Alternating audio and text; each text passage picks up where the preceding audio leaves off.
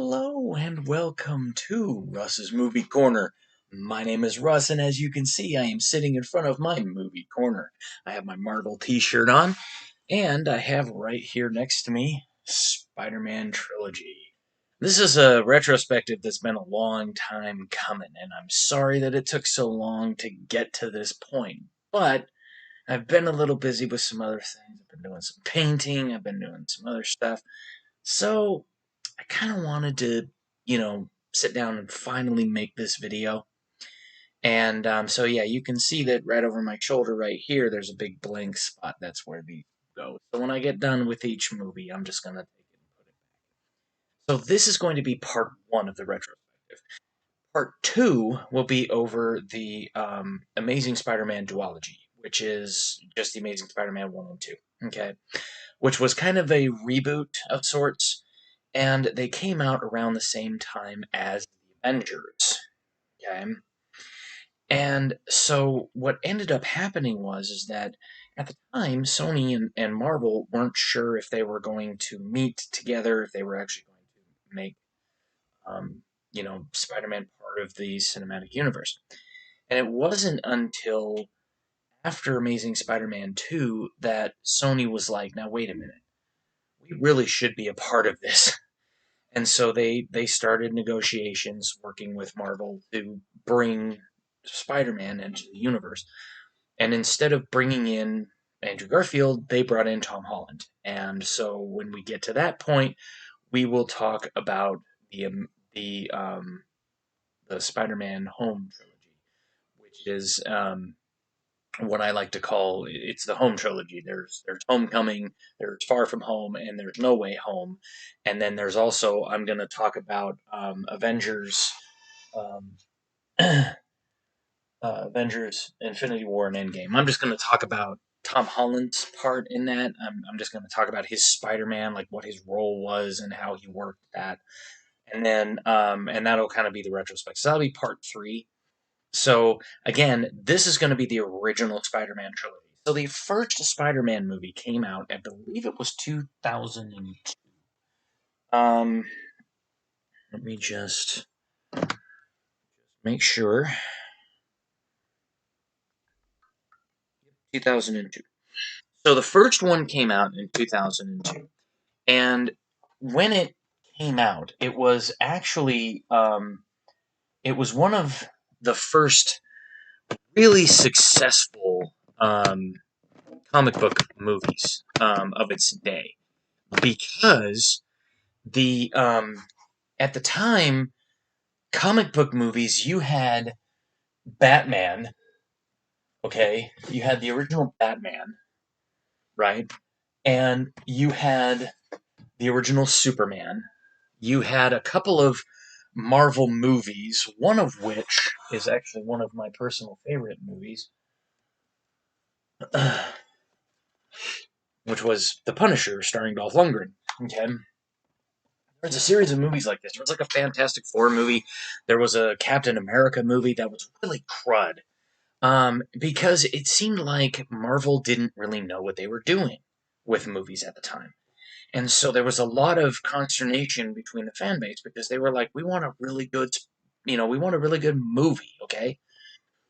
So the first movie to hit under Marvel's new Marvel Studios logo was X-Men, okay? This was the second movie that came out. And this one was more successful than the X-Men because Spider-Man is one of the most popular superheroes in the Marvel universe. He's been popular since he was created in the 60s by Stan Lee. And he came out as like the reason why he was so popular was because he was an everyman. Okay, he was a he was a college kid. He got bit by a radioactive spider. He could fly around. He would get his butt kicked in fights, and he would, and he would do things. And then on the reboot Spider-Man, they made him a teenager, which is where they came with this one. They basically to reboot the character of Spider-Man in the comics, they made him a high school student who was bit by a spider and he gains the powers of this spider. He gains the powers of the spider. And so at the time, Venom in the comics had already come into existence. Eddie Brock was already there. And Venom was a popular run. So was Carnage. Carnage was already out because the video game Maximum Carnage came out in 1994, I think. Um, and so they'd already had. I mean, and again, Spider-Man was popular, okay, and he had an animated TV show in the '90s that was actually really good. Like it was on the level of like the X-Men and the Batman the Animated Series, which I actually have right here. Um, it's one of those things where Spider-Man was extremely popular. So they really kind of like they really looked at who are we gonna get to play Peter Parker, right? Because Spider-Man, he's always in the suit, right? But we don't care. But Peter Parker, that's the guy that you're going to be seeing on the screen when he doesn't have the suit on. So they were like, okay, we want to see who is the right choice for this role. So they picked guy who was in a movie called The Cider House Rules. His name was Tobey Maguire, and he was a very good actor, and he still is a good actor. In fact, in Spider-Man No Way Home, he's excellent. Like he's still Peter Parker. Like he walked right into the role. Like he'd never. Like he walked right into the role. Like he was. Like he walked right off the screen. Literally. Like Spider-Man 3 happened, and then it's like he just went right from Spider-Man 3 right into No Way Home. I mean, it was like you couldn't even tell that he wasn't still Peter Parker. That's how good of an actor he is. And they wanted to have Mary Jane because at the time in the comics, Mary Jane and Peter Parker were dating and they were going out and they'd had some troubles. They'd had a rocky road in their relationship. And so they wanted to kind of bring that dynamic into the movie. So they wanted to make it okay, here's Spider-Man, like here's what it is. And so the opening part of it is Peter Parker narrating and he comes in and he's like, you know, I'm who am I? You know, or this is a story all about a girl. And they got Kirsten Dunst, who did The Virgin Suicides, I believe it was, right before this. She'd done a couple of other movies. She was a fairly popular actress at the time. I mean, she was kind of blowing up at the time that this came out. It helped kind of boost her career up a little bit more. And she was excellent opposite Tobey Maguire. And then they got Rosemary Harris to play Aunt May, who at the time, if you remember from the animated 90s TV show, Aunt May was always portrayed as this kind of old silver-haired lady who was, kind of, Peter Parker's, kind of ground. He would go and talk with her and she would, kind of give him advice and do things and stuff like that. And Rosemary Harris looked very much like that. I mean, she was amazing. I loved Rosemary Harris in this role. And Cliff Robertson played Uncle Ben in the first one because they had to have, because this is an origin story, they had to have that moment where it's like, with great power comes great responsibility. And Peter Parker, he goes to a wrestling after he gets bit by the spider and he comes down and he's all ready to go. He's like, what do I do? How do I become this? How do I use this newfound power? So he goes to this wrestling tournament where they have Macho Man Randy Savage, which was awesome. And rest in peace, Macho Man. Um, but he was like this guy Bonesaw, right? And he's like throwing guys all over the place. And so he gets into this cage match and he ends up beating Randy Randy Savage's character, who's called Bonesaw McGraw. Okay, people had these like little, things that are like cutting it. They're like, they're like Bonesaw. It's funny. And Bruce Campbell, who played, because this is Sam Raimi directing, Bruce Campbell and Sam Raimi are longtime friends. And so anytime Sam Raimi does a movie, he always tries to stick Bruce Campbell in somewhere. Okay. And so Bruce Campbell is the announcer guy who's like, oh, that sucks. Because he's like, I'm the spider dude or something like that. And he's like, oh, that sucks. Or the human spider, that's what it was. And he's like, the human spider, that sucks. And he's like, the amazing Spider-Man, and then that's how he kind of gets the name of Spider-Man. And then they kind of have this moment where he wins, right? And so he's all like, "Yeah, look at me!" And then he goes to the guy, and the guy gives him $100. Well, he was supposed to get 3,000 because he was going to buy a car.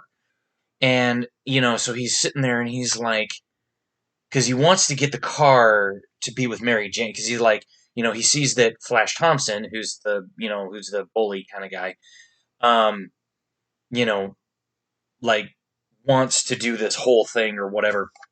And what's interesting about the Flash Thompson character was they actually had a moment where after he discovers that he's got these powers, he has some accidents happen in the lunchroom. Okay. And one of the accidents is he takes this tray and he shoots it with a web unknowingly. Like he doesn't even realize that he's doing it. And then he pulls it behind him and it hits the bully in the back. Right. And so he leaves and the guy's like, Parker?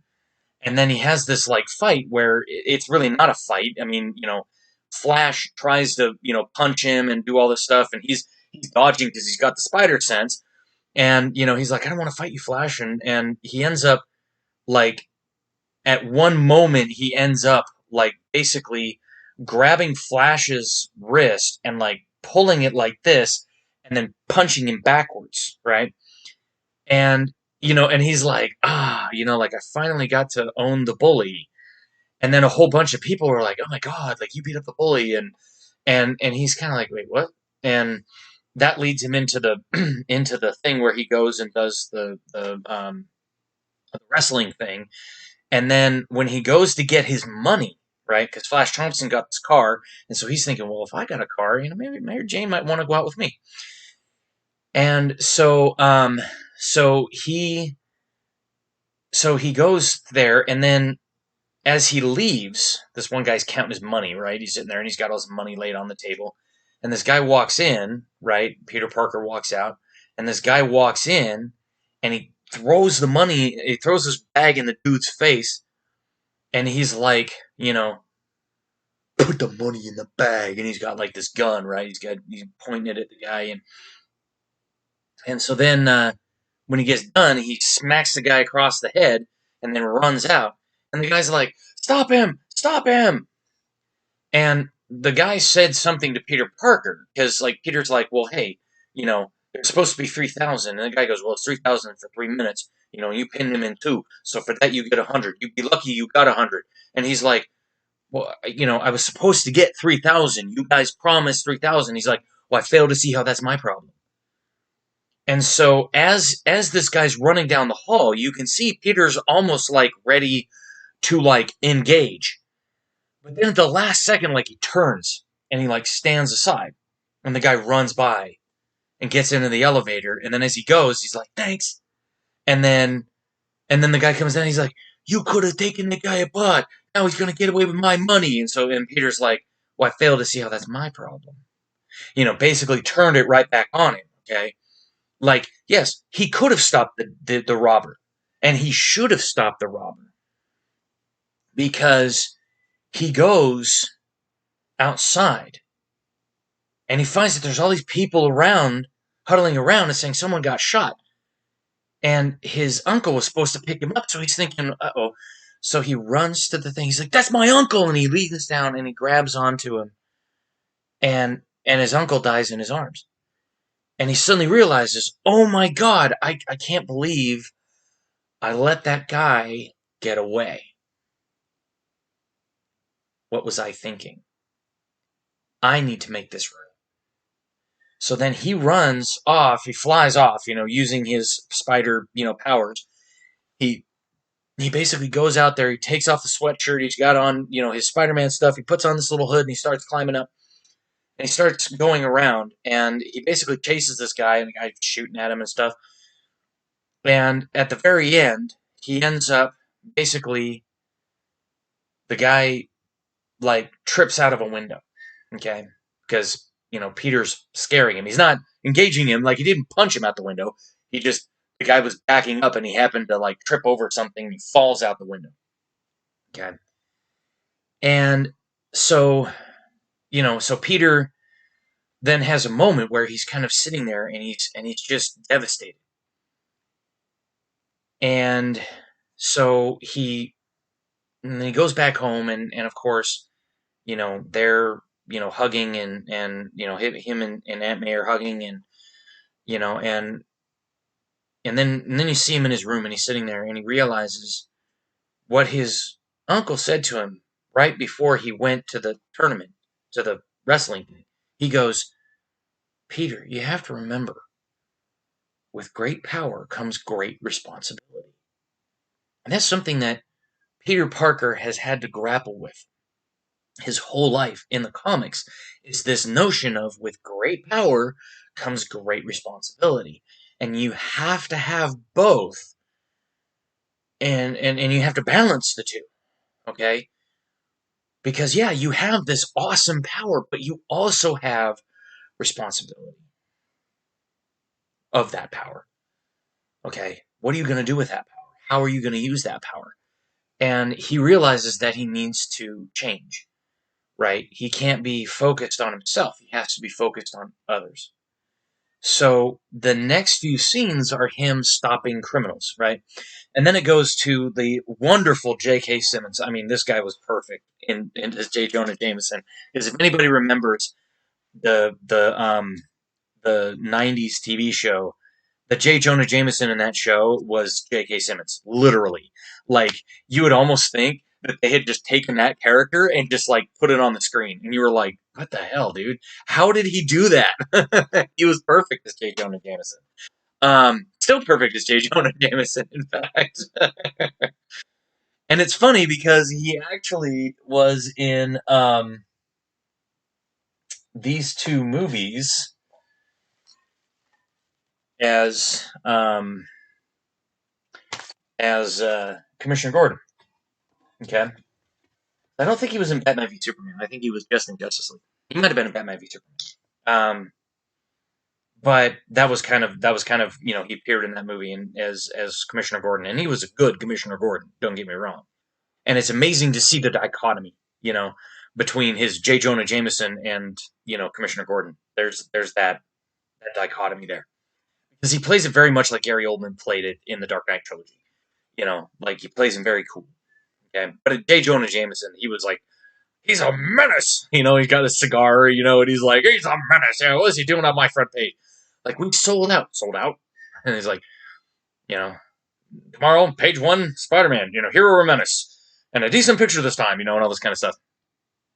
And then he's like, yeah, Eddie's been on for weeks. We can't get a picture of him. And he's like, well, put a thing up there, cash money for a picture, for a photo of Spider-Man, and so basically Peter goes, I like photography, because that's how he got bit by the spider, was he was taking pictures of Mary Jane and of their trip, and he did photos for the school paper and stuff. So he's like, I'm pretty good at photos.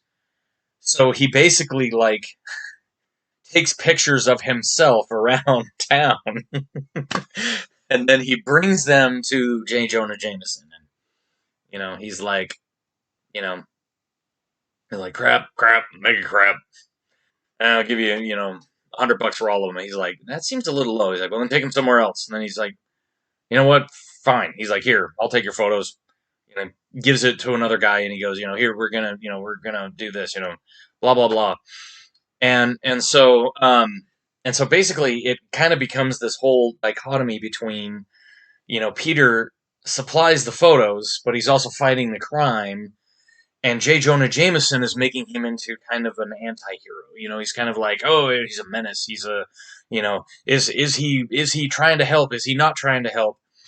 Meanwhile, James Franco is Harry Osborn, who is a friend of Peter Parker, and his father, played by Willem Dafoe, is Norman Osborn, who we all know is the Green Goblin.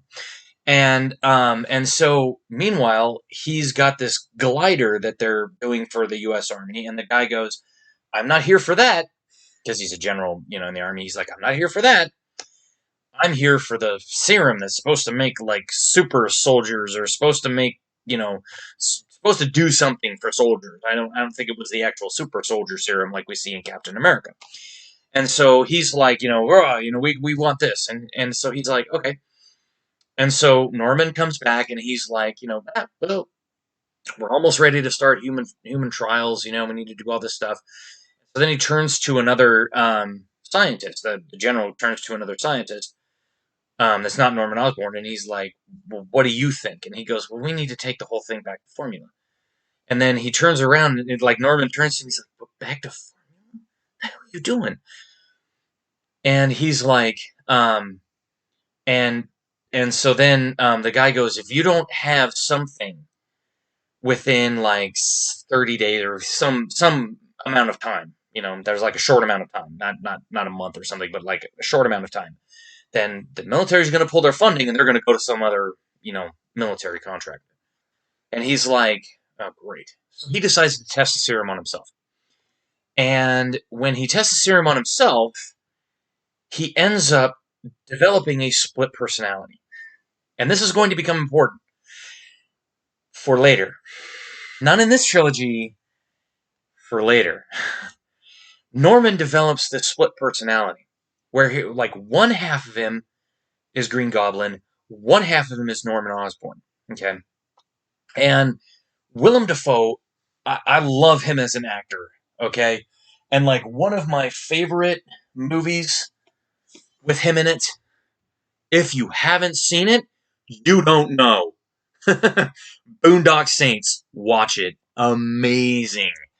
But I've seen him in other movies. He's just an amazing actor all around. Okay, and I love him as Norman Osborn, Green Goblin in here.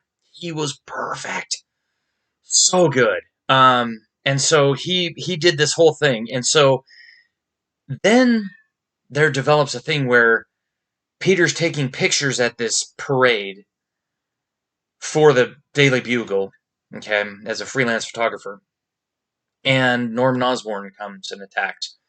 And so he starts, doing things. He starts fighting the Green Goblin, and he's doing things, and he ends up saving Mary Jane, and he does all this stuff. And and Harry was there. He gets knocked out, and there's some different things that happen. And so that starts the feud between Norman and Spider-Man. And if anyone knows anything about the character of Spider-Man, they know that Norman Osborn was one of the only people to figure out before Civil War who Peter Parker was, who Spider-Man was. He was Peter Parker and Spider-Man were the same people. So they figure it out, and then they have this final confrontation. Norman Osborn dies, and Harry Osborn believes that Spider-Man was responsible. Okay, and um, and so it kind of creates this sort of like rift between Harry and Peter, even though they don't realize it. Because on the one hand, he's like, I'm going to kill Spider-Man. And he's like, but thank God for you, friend. And Peter's sitting there going, literally, like you can see it. And this is the one thing about Tobey Maguire that is amazing acting, is that he can portray that sort of like you can tell just by the look on his face, and Harry doesn't pick up on it because Harry doesn't realize who he is, that he's just like, oh shit. Like my best friend hates me. And he doesn't realize that he hates me. Great power comes great responsibility. And so, and then there's another scene. It's kind of the famous scene in the movie where Peter is, like as Spider-Man is hanging upside down. Okay, and Mary Jane goes, don't I get to say thank you? And then she takes the mask down, and then she gives him a kiss where he is like upside down and she's right side up, and they're kissing. It's a very interesting scene. And Toby said that it was hard filming because it was raining, and he's hanging upside down, on his thing, he's hanging upside down, and she's trying to kiss him, and he's got the mask, and the water's going up his nose, and he said it was a horrible scene to film, but it looks great. But there's a scene at the end where, is like it comes to the choice, right? Where the person comes along and he's got Mary Jane in one hand. So Norman Osborn has Mary Jane in one hand, and he has um a car full of people off of like a ferry, like a sky tram. Okay, and he's like, you'll never know when a sadistic villain comes along with a villain comes along with a sadistic choice. You know, the woman you love or suffer the innocent children. And then he goes, you wanted to be the hero, now choose. And then he lets them both go, right? And then that leads into kind of the final confrontation where he ends up saving both Mary Jane and the tram full of people, but he ends up like creating this enemy in Harry, okay?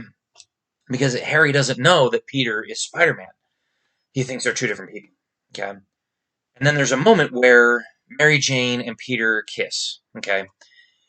And she kind of starts, because she kisses him, and because she kissed him before in the alley after he saves her, um, she, he's like, you know, hey, and she kind of starts to figure out that maybe Spider-Man and Peter are the same person. Like maybe. So she ends up, basically kind of going out, or she basically kind of ends because he's like, he realizes that he can't have her and be Spider-Man because of what happened.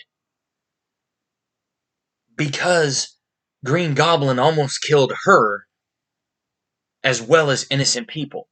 Okay? And he doesn't want to have to choose every single time. Her, him. Like innocent people, her, because he can't make that choice all the time.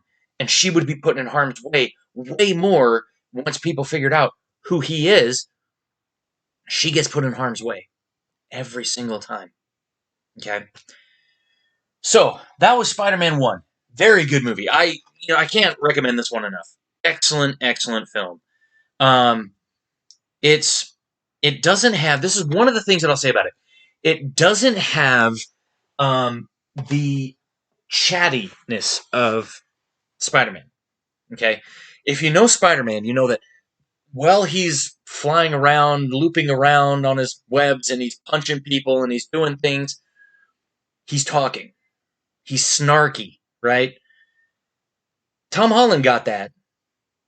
And I think this comes down to screenwriters, but Tom Holland got that, and Andrew Garfield got that in their characters. But this Peter Parker, Tobey Maguire's Peter Parker, didn't do that. So then, a couple years later, I believe it was 2004. Um, yes, 2004. Um, the the Spider, the second Spider-Man movie came out, and this Spider-Man movie was more of a metaphysical Spider-Man. So it was almost like if you remember, uh, where is it? If you remember the original Superman 2, okay? So the original Superman, right? Um, we see the planet of Krypton. We see the baby being sent off. We see him raised on Earth. We see him do some stuff. He ends up saving Lois because we see Gene Hackman's character and all that. But in Superman 2, there was this thing where Superman decided that he wanted to give up his powers to be normal, to live a normal life with Lois Lane, right? Well, that kind of happens in this movie for Spider-Man. Only it's not a voluntary thing. It's more of a he loses his powers because he's not, like, his head isn't in the game, okay?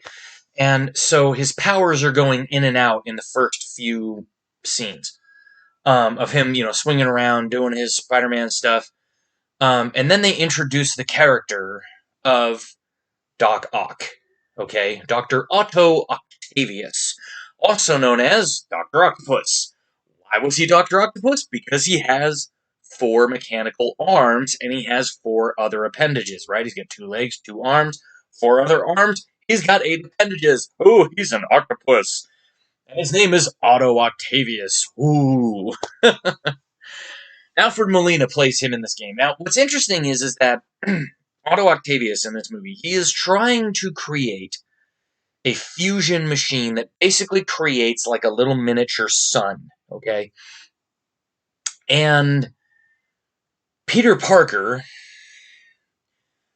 realizes when he makes his machine that there's a problem, okay? Because things start getting sucked into it. So he's like, shut it down, Doc. And he's like, no, it's going to work. And as he is attempting to, like, shut everything down, there's a little chip on the back. So, like, the way that they explained how the arms work is that the arms have AI, and that he has these little things that get pressed into his spine, these little needles that get pressed into his spinal cord, that feed information directly into his brain. And there's a little chip at the very, very top of it. Like, there's this little tiny chip, it's like about the size of a fingernail, and there's this little tiny chip at the top, back here, that inhibits the AI from basically telling him what to do, okay? Because the AI could easily take over his higher motor functions, his higher brain functions, and, basically tell him, oh yeah, you want to do what you want to do. Well, this chip, during this exchange with Spider-Man, the chip gets broken, okay? And Otto Octavius wakes up, and he realizes that his project is dead, his wife is dead. What am I gonna do? And so, there's that moment where he's just kind of standing there, like, and it's kind of a villain moment, or sometimes hero moment, where they realize that all is lost and that they don't have anything left. So he goes to like an abandoned warehouse, and he's trying to figure out what he's going to do, and then he realizes that the inhibitor chip is dead. And he's hearing the arms, the actual arms, speaking to him, okay? And he's like, well, Spider-Man stopped us. We could have made it. Let's redo it. So then he starts going on a crime spree to steal everything he can to make the fusion machine, but this time he's going to make it bigger. Like, it didn't work the first time, you moron! Now you think it's going to work? What the hell? So, yeah, that happened. And so he does this whole thing, right, with all this stuff. And he ends up saying, okay, basically, I've got all this stuff going on. I've got things happening, blah, blah, blah. I want to make sure that everything that I'm doing is right. And so there are times there's conflicts that happen between Dr. Ock, Doc Ock, and Spider-Man, just because Spider-Man happens to be in the location where Doc Ock is making his, spree. Like, he's doing his crime spree. Like, he's in a bank, with his Aunt May, and they're trying to do things, and then all of a sudden he has to turn into Spider-Man to stop cars and do things. And he ends up, like, basically,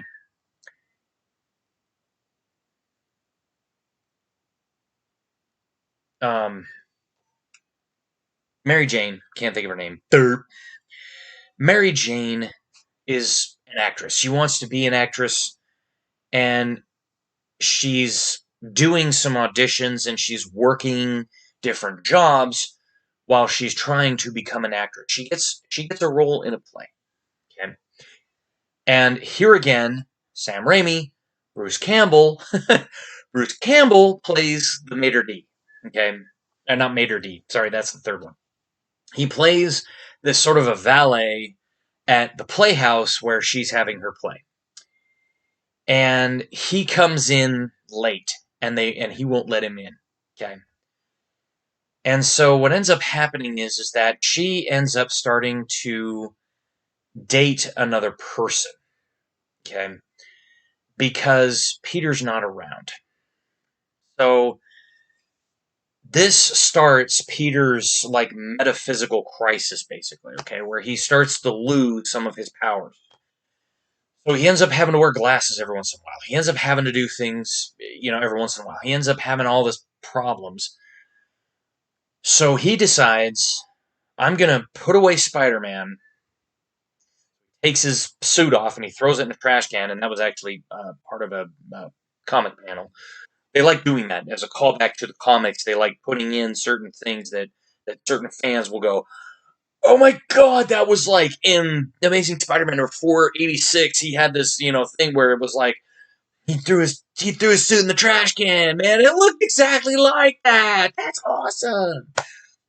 Then again, they put that in. I'm not a huge Spider-Man comic reader. My jam is this guy. This is who I love. And we'll get to him. One of these days, we'll get to him. Because I need to talk about Johnny Bernthal and his amazing portrayal. But we're not talking about him right now. We're talking about Spider-Man. So anyway, so they have these different so they have these different things.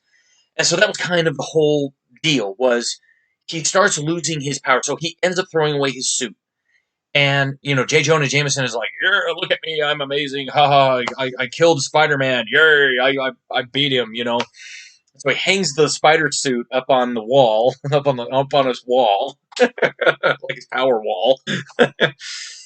And he starts going to college, and he starts, doing things. And while he's at college, he meets this guy named Dr. Kirk Connors, which we'll get to. That's not relevant in this one. He's just a college professor who's trying to help um, uh, Peter Parker with some of his stuff. Okay. And so he's like, hey, we've got this whole, thing. We're trying to make sure that we've got this, we've got these things going. Okay. And so he starts going to college, starts doing things, and then he goes to the play, and he sees the play. And then he goes to Mary Jane, and he's like, I'm here now. Like, look at me. I'm present. I'm accounted for.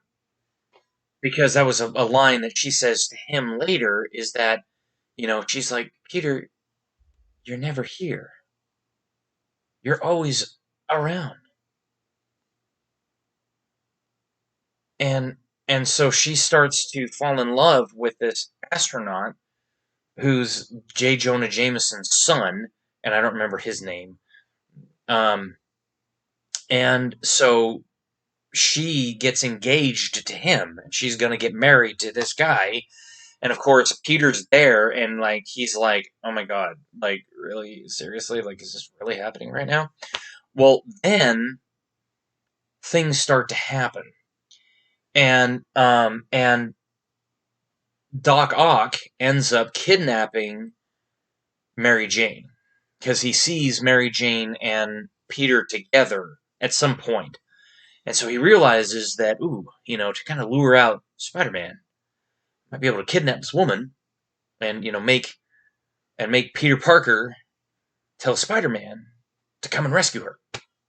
And so he ends up kidnapping her, and so he ends up having to go and get his Spider-Man powers back, and there's like this scene where he like runs and tries to fly through the air. He's like, I'm back, woo! And then it's like he falls, and he like lands on this car, and he goes up, and he's like, oh, my back, oh, my back, and he's like, and it's like, yeah, and so he kind of eases back into it, but then he goes and like, before the big climactic confrontation, he ends up stealing back Spider-Man, because J. Jonah Jameson is like, I can't believe it, oh no, my my son's, girlfriend is missing, and if I hadn't been so hard on Spider-Man, and then it's like he hears something and he turns around and there's this message is like this big spider web on his wall where the suit used to be, and there's like a little note that says like,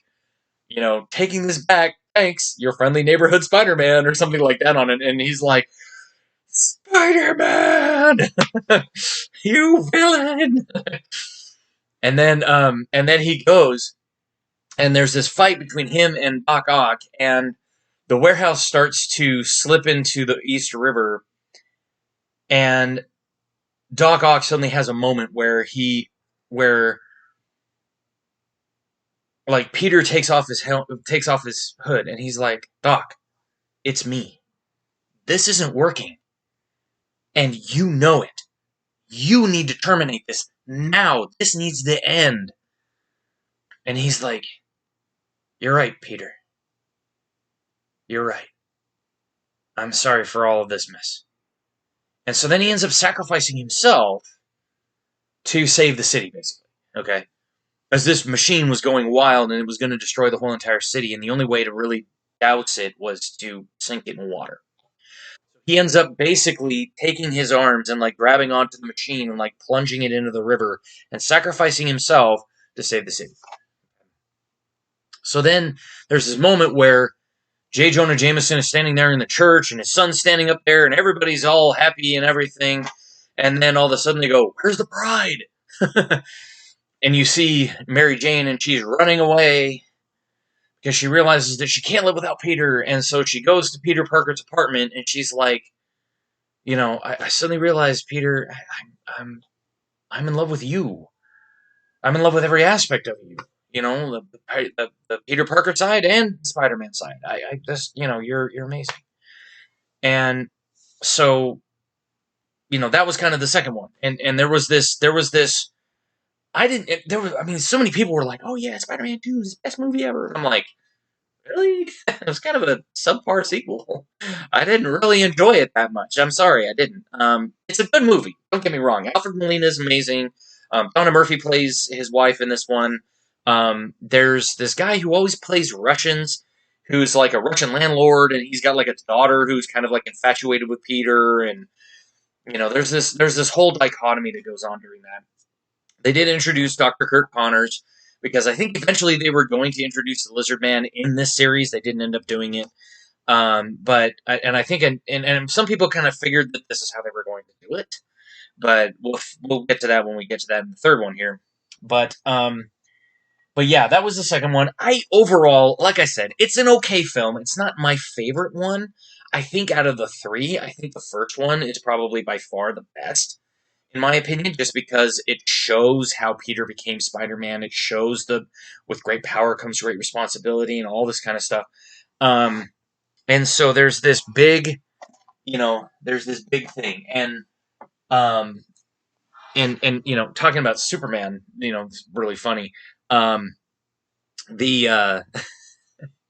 in the first movie, Aunt May is like sitting there, and she's like, you've got work, you've got college, you all this time with me, because she gets attacked by the Green Goblin, and so she's in the hospital, and he's visiting her, and she's like, you do too much. You're not Superman, and he's like, he just kind of laughs because he kind of is. I mean, it's like he's Spider-Man and he's Peter Parker, just like Superman is Clark Kent and Superman. So, but there's that. Um, now now we get into the third one. This is the controversial one. People either absolutely love it or they absolutely hate it. And uh, yeah, this is not a good film. I'm sorry. It's got good moments. It's got very good special effects, but they did the story wrong, in my opinion. It really should have been more the story of Peter versus himself. And I'll get into that as we talk about the story. But basically, what happens in this movie is, in the end of Spider-Man 2, and I didn't mention this, in the end of Spider-Man 2, okay, the ghost of Norman Osborn comes to Harry, and he's like, you know, you never loved me, kind of a thing. And he's like, shut up, Dad. And he's like, avenge me. And then he's like, "Ah," and he throws this glass at this mirror, and it blows up, and it shows this uh thing happens, like this. I can't explain how. I'm trying to explain it, but basically, like, he discovers this hidden room with the pumpkin bombs and the glider and all this kind of stuff, and he suddenly realizes that that glider wielding man that he saw with the bombs was his father, and that Spider-Man killed him for reasons. Okay, so in the beginning of this film, there's a fight between Harry and Peter. Okay, and Peter wants to marry Mary Jane. Okay, and so he's like gotten this whole thing where he's got this little he gets this ring from Aunt May, and he does all this whole thing, and he's going to ask her, and so that's kind of a whole subplot, is that he's trying to ask Mary Jane to marry him. Okay, but Mary Jane's having trouble because she's in a different play, and now she's getting bad reviews. And so now she's like, when she comes to Peter, she wants Peter to stop and listen, but then Peter's like, gets a spider sense, and he's like, go get him, Tiger, and then he runs out the door, and she's like, you know, because he's doing the same thing he was doing in the second one, right? He's never around. And it's something that also Aunt May tells him. He's like, if you're a husband, you have to put your wife first. Like, you have to, there's duties and obligations being a husband. You can't just, you can't just half-ass it. Like, that's not how it works, okay? So he's like, I get it. I'm gonna be the husband, but he's not. And so there's this fight between him and Harry, and like the whole time he's trying to make sure that he grabs onto this ring, and there's like this whole thing where I don't remember exactly how we figured out how Peter Parker was Spider-Man, but he comes in and they start fighting, and he ends up knocking out Harry, okay, basically giving him a concussion. And so he brings Harry to a thing, and he brings Mary Jane, and they do this whole thing where it's like Harry is, really um, kind of down on himself, like, or Peter's being down on himself because he injured Harry, and Harry wakes up and he has no memory of the incident. Okay, in fact, he has no memory of anything prior to the events of the first movie. Okay, and so he's got this like temporary amnesia for like a third of the film, but he starts to get his memory back. And what he does is he starts to drive a wedge between Mary Jane and Peter, okay? To the point where Peter, when he tries to ask Mary Jane to marry her, again, Sam Raimi, Bruce Campbell, he's the maitre d'. I mentioned that in the previous one, but this is the actual one that he's the maitre d' in. And so he's like this French maitre d' who's trying to, because he was going to bring out the ring, and he was going to set the ring in this little champagne glass, and he was going to be like, hey, look in the bottom, will you marry me? And, because she was going to drink it, they were going to toast, and then she was going to drink it, and then it would come down and hit her, and then she would be able to, like, hold it in her teeth and, like, pull it out, and then he was going to say, will you marry me? Get down on one knee and say, will you marry me? That was his plan. It didn't go to plan because, Mary Jane is, kind of like, Peter, you're still doing the same thing that you were doing last time we had this conversation in the previous film. You were having these issues where you were putting all of the innocence over me, and you say you want to be with me, you want to have, me with as a partner, but you're not doing that. You're kind of pushing me away. And she gets up and she takes off, and he's like, what am I doing wrong? Well, then he gets a phone call from Aunt May, and she says, you need to come to the police station. So he comes to the police station, and there is Captain Stacy. Okay, this is Gwen Stacy's father in the comics. It's Captain Stacy. We'll get to him in the next trilogy, but for now, just know that it was played by James Cromwell in this film. And he's like, hey, for years, we thought that this guy, and he shows the picture of the guy from the first film that Peter knocked out the window, was your uncle's killer. Turns out, this was your uncle's killer, and he shows him a picture of Thomas Hayden Church, who plays Flint Marko. Well, anybody who knows the comics knows that Flint Marko was Sandman, okay? Kind of like Clayface in the Batman series. And basically, he escapes from prison, and he falls into this pit of sand that was part of a particle accelerator. So it basically, like, merged his atoms with sand, is kind of how they explain it in the film. And so he ends up having to, like, put himself together, basically. And the whole reason that they did this, that he and this guy were robbing that wrestling tournament that Peter just happened to be at, and his uncle happened to get shot by accident at Flint, by Flint, because he grabbed the gun and Flint's finger, jerked and, shot him. And so it was an accident, right? But because of everything that's been happening in Peter's life up to this point, he's starting to kind of get, And meanwhile, during this thing, a little meteor landed, and Peter and Mary Jane were sharing a moment. And then as they drove away on his scooter, this thing attached itself to his license plate, and it follows them along. Well, he's laying in his bed at night, okay, and his Aunt May is, basically telling him, revenge is like a poison. It consumes you. It can take you over. Well, meanwhile, this alien symbiote attaches itself to him. And before he knows it, he's outside. And his suit is completely black. Okay?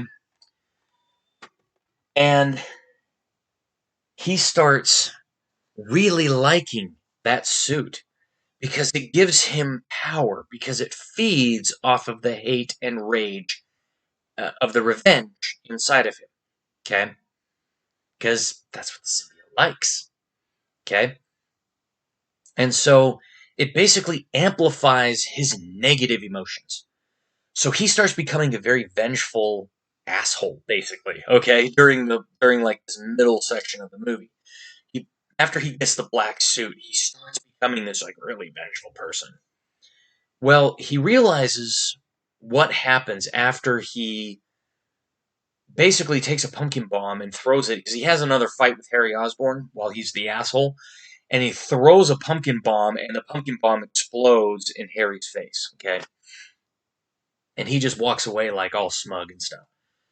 And a lot of people called this the emo Parker scene, and it really was, because, he had this really weird-looking haircut, and he got these really weird-looking clothes, and he's all dancing around like he's doing something really strange. I don't know why they did it that way. It's really weird. But see, this should have been the conflict, okay? Because I'll get to the ending in a minute, but this should have been the conflict. This really should have been Peter Parker, doing his thing, and and then realizing, because he ends up, like, because there's a scene early on in the film where Gwen Stacy is, like, giving the key to the city to Spider-Man, and she gives him a kiss in much the same way that Mary Jane gives Peter, or gave Peter the kiss, right? That upside down, she pulls down his mask and she kisses him on the lips. That was the moment that was special between her and him, between Peter and Mary Jane. So they kind of had this, like, not a love triangle, but it was kind of like this thing where it's like you had Gwen Stacy and some certain situations happen and he had to save her. And so Mary Jane feels kind of jealous because usually, she's the one that's got Peter's attention, Spider-Man's attention. And so she feels kind of left out. So she's like, I don't know what I'm doing. This whole thing. And so Peter goes to a place where she's working. Okay? And because of this negative review, she got fired from the production that she was part of. She was part of a Broadway production. She gets fired from that thing. So she's working as kind of a waitress. And so she's doing some singing and she's doing some things. Well, Peter walks in and he starts doing this whole thing where he's basically being the asshole, okay? And he ends up basically knocking her to the floor, okay? And he suddenly realizes, because she's like, Peter, what are you doing? And all of a sudden he realizes that this is a woman that he loves, that he wanted to marry, and he literally just came in, dunked on her, and treated her like shit and knocked her to the floor. And he's like, oh fuck, what am I gonna do? So he ends up basically going to this church, okay, and he ends up trying to tear the suit off, okay.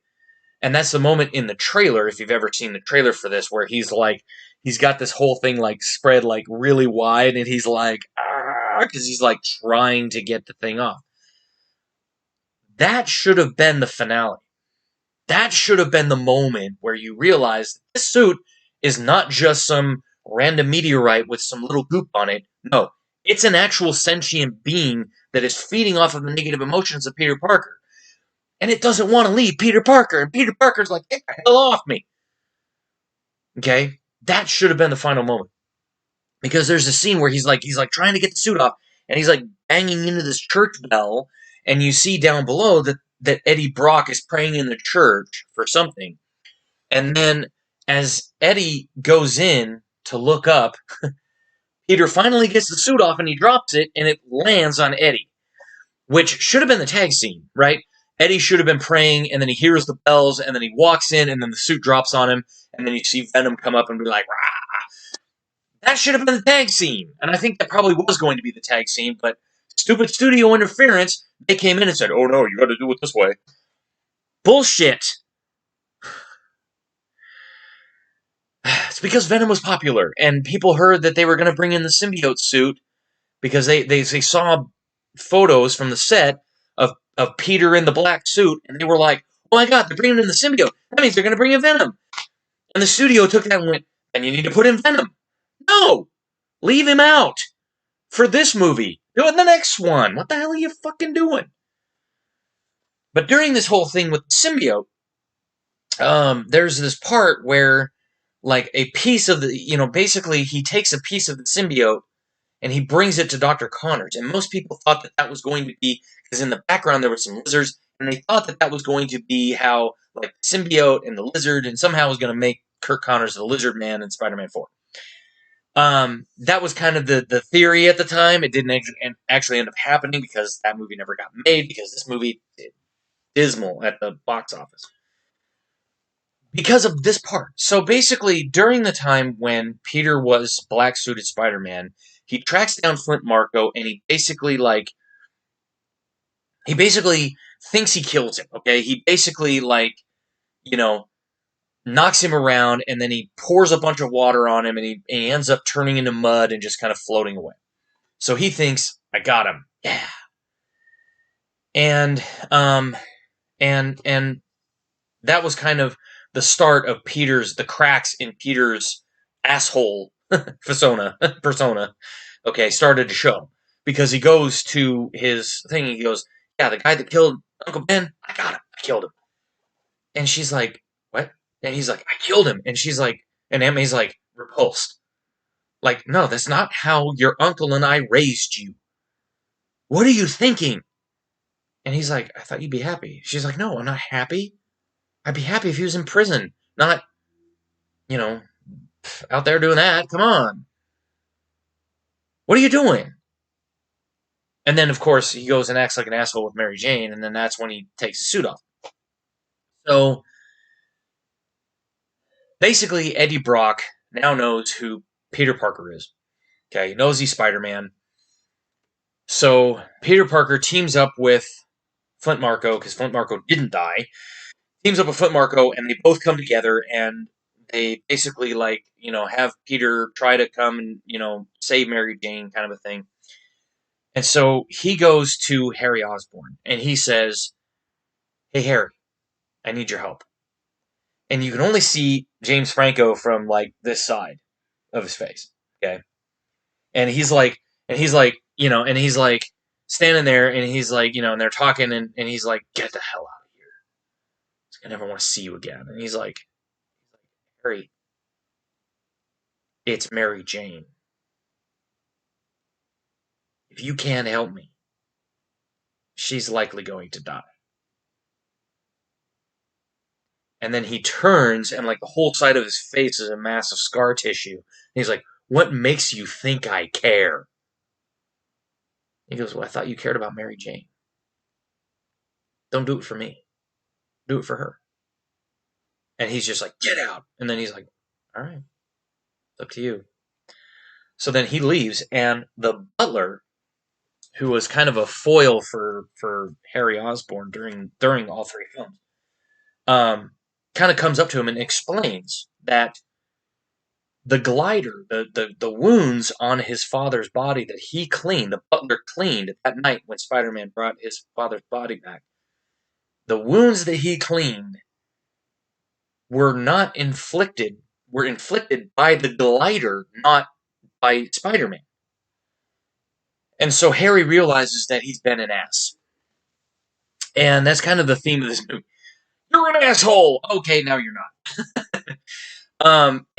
And so he basically goes to help. So basically he ends up helping Peter, and between the two of them, they end up beating the symbiote suit, and by extension Eddie Brock, because they actually separate the suit from Brock. But Brock's like, "No, I need the suit," and he jumps in, and then it's like this whole thing implodes and he disappears. Um, and uh, and during that, Harry gets mortally injured. Okay, and so and right at the end, Flint Marko comes, and he coalesces in front of Peter, and he's like, "I'm sorry, Peter. I really didn't mean to kill your uncle. I really didn't." And he's like, "I forgive you. I understand now that you didn't do it maliciously. And I'm sorry for the things that I've said and done during this struggle between us. So, you know, yeah, I understand." And so then Flint Marko kind of like flies away as sand, basically. and he's like, "Okay." And then Mary Jane's like, "Peter." And then he runs over, and basically Harry dies in his arms. It was an emotional ending, but it was not necessary because they didn't need it. The real struggle should have been what's on the cover. This is what they sold the movie as, was the fight between normal Spider-Man and the black-suited Spider-Man. It was a fight between himself. Okay? That should have been the fight. It should have been this. Not Venom. I'm sorry. Venom was a cool character. Okay? He really is. But it wasn't necessary to put in this movie. Okay? Topher Grace and Bryce Dallas Howard star in this film. It's decent. I mean, I'm not going to sit here and say it's the worst movie ever, okay, because there are a lot worse movies out there. As far as Marvel movies go, it's subpar, okay? It's worse than 2. It's like X3, okay? It's not that good. It really isn't. Because it should have been just Peter versus himself and the suit. That's what it should have been. But again, studio interference, because that's what Sam Raimi, I think actually Sam Raimi wrote the movie like that, is he wanted it to be that, but it didn't end up being that. Okay? And so the movie underperformed at the box office. So Columbia Pictures was like, well, now what do we do? We have a bunch of Spider-Man. we have Spider-Man stories. What are we gonna do? And they went, reboot. And so they did. And they went out and they found a Brit by the name of Andrew Garfield. And they said, oh, Mr. Garfield, would you love to play Peter Parker? And he said, sure, I'll play Peter Parker. Or, as the British would say, oh, sure, I'll play Peter Parker. No problem. And so, he ended up becoming Peter Parker. And so, on the next episode, we will discuss The Amazing Spider-Man duology. And there's a lot to discuss in those two films, and we'll get to that, okay? And then after that, we'll get to the next one, which will be the home trilogy, and then it will be, and then during that, I'll talk briefly about the events of Infinity War and Endgame and Civil War, of course, because that was kind of his introduction into the Marvel Cinematic Universe, and it was a good one. I really enjoy it. In fact, I still watch it today. I still just pop in Captain America: Civil War and just watch it because it is amazing. Absolutely love his character. His character is phenomenal. So anyway, smash that like button, hit subscribe, drop a comment below. Let me know what you thought about the original Spider-Man trilogy with Tobey Maguire.